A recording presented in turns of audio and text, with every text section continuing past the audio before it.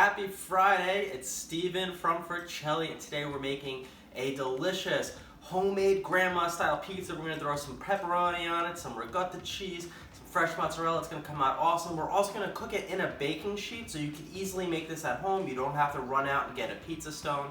The grandma style pizza originated in Long Island. I'm from Long Island and I have two grandmas, so I think I know what I'm talking about here. Cameron and Courtney, ready to start cooking? First, we're going to make our pizza sauce, and it's super simple. The most important thing is just get the right tomatoes. So just like my homemade pasta, we use the San Marzano peeled tomatoes, imported from Italy. It's going to make a big difference, trust me. And I like the pizza sauce nice and garlicky, so I got 4 cloves of garlic, and I chop these up nice and fine.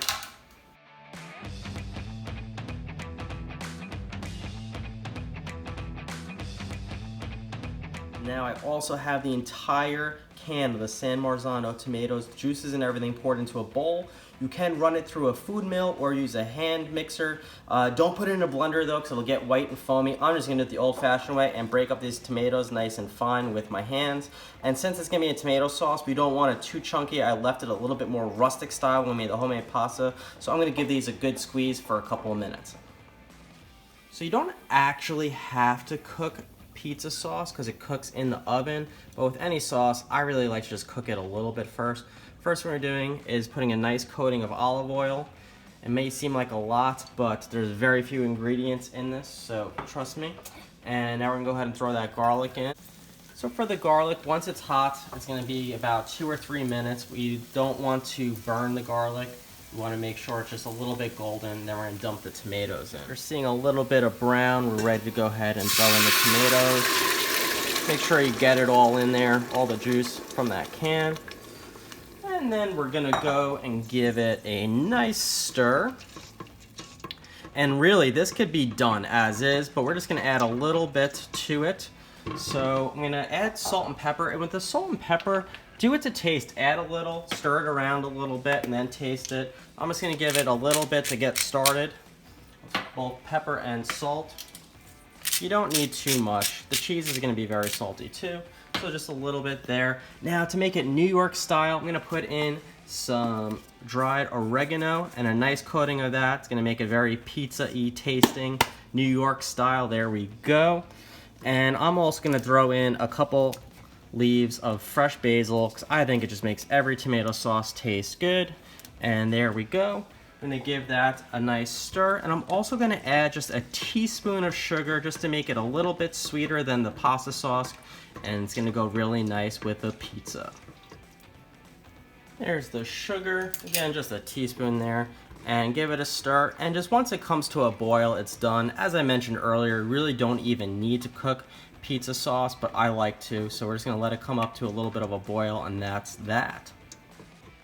Our sauce is ready to rock. Now it's time to start prepping the pizza. So taking a little shortcut here, it is a Friday Night Munchies episode. This is store-bought pizza dough. You can also get pizza dough from your local pizzeria. It's just me and Courtney, so I'm making a smaller size grandma pizza, so I just have a small baking sheet here. And what we want to do with the sheet is give it a nice coating of oil. And this is going to do a couple things. One, it's going to stop the pizza from getting stuck to the pan, but also it's going to get us a nice crust that you could get out of a real pizzeria. So the oil is very important. You could just use a paper towel too to coat the pan, and you want to get the sides too. Alright, we got our nice ball of dough here. First thing I'm going to do is actually cut off about 1/3 of it, because I'm going to use this to make garlic knots. So definitely check out that video as well. For the dough, I'm going to use a roller to roll it out on the floured surface here. I'm just going to spread this out a little bit, lighten it up even more. And we don't want it to be super round because we're putting it in the pan, so we want to get it nice and long and rectangular. And you could use your hands to knead the dough and stretch it out, use the roller. You can flip it around, but I think you're just going to make more of a mess than anything with doing that technique. And it will take a little time to roll out. And one thing I want to note is you really don't want the dough to be too thick, even though this is a grandma kind of Sicilian style pie. You know, when you're making like a round style pizza, the the dough is actually almost transparent. So you definitely want it thicker than that, but we don't want it super thin. Otherwise, you're just gonna have a big bubble, and then we're gonna have like a deep dish style pizza, which we don't want. We're not from Chicago. I'm just gonna eye it up, size it up with the pan, and remove what I don't need. Dough into the pan. Now, for this step, really using your hands to knead it out, and it might not go exactly where you want. You may need to let the dough sit for a few minutes. Don't get frustrated. If it's not working the way you want it to, give it a couple minutes and come back. Making this a few times, one mistake I made was making the crust piece too big, because it is gonna, cook and get enlarged in the oven. But the important thing is to have nice corners in there. So see what I was saying, how it's not quite doing what I want? If you just give that a minute, it'll do it. But use your fingers here. Get it nice and flat in the pan. You can have a little bit of a ridge for the crust, but you really don't need much. This is gonna still cook up plenty. And also, if you have some olive oil spilling over into the pizza, that is totally fine. In fact, it's good for the crust. You'll get the nice crispy crust that we have on the bottom, on the top of the pizza as well, so don't be shy with that. And again, just using your hands to get it right.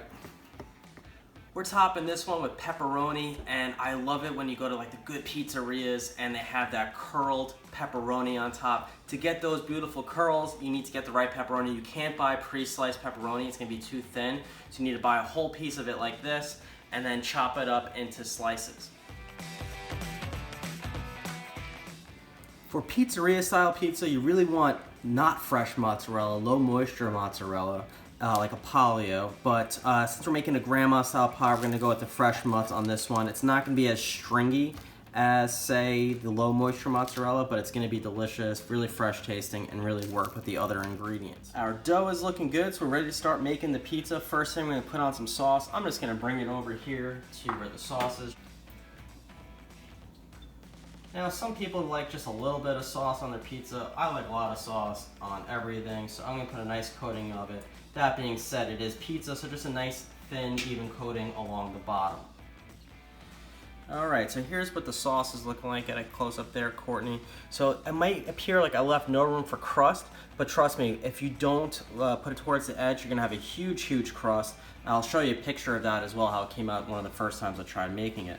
Now, I'm gonna add all the toppings, and I'm gonna start with some ricotta cheese. So this is just whole milk ricotta cheese bought from the store. And I'm just gonna place little dollops of it around the pizza. That was a big one, so I'll break that one up. And don't overthink it. If you ever watch guys in New York making pizza, they're making them in like 2 seconds. I'm also gonna put a nice sprinkle of grated parmesan cheese on the bottom here. Now with the slices, you could just throw them on there. I like to just kind of mash them up just a little bit, just so it comes out nice. And you want some of the sauce poking through too, so you don't want to completely cover it with cheese. This is grandma style, we're using fresh mozz. It's not like a complete covering of shredded cheese like we would on a round pizza. Got my cheese how I like it here, and now I'm gonna go ahead and throw some big nice pieces of basil on the pizza. Gonna give it another sprinkle of Parmesan cheese on the top. Now, this step is important because for the pizza to cook nicely, you want another drizzle of olive oil. I know it seems like a lot, but you do need it. And you want to do this before the pepperoni, otherwise the oil is going to pool in the pepperoni.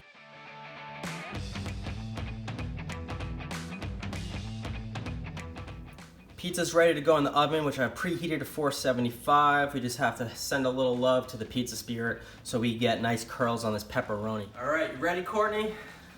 All right, it's been about 15 minutes. It's looking good. We're gonna take her out of the oven. Woo, it's hot. Here we go.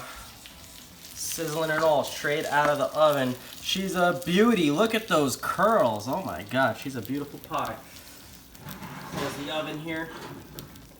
Now, it may be very tempting to just dive right in. You need to let this sit for a few minutes to cool. First of all, it'll just burn your mouth. Second of all, everything is just gonna slide off.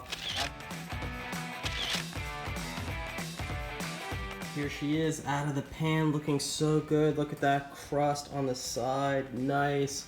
Let's try not to disturb her too much, but get a nice look at the crust on the bottom. Came out really nice too. Here we go, the moment of truth, giving it a whirl. First bite.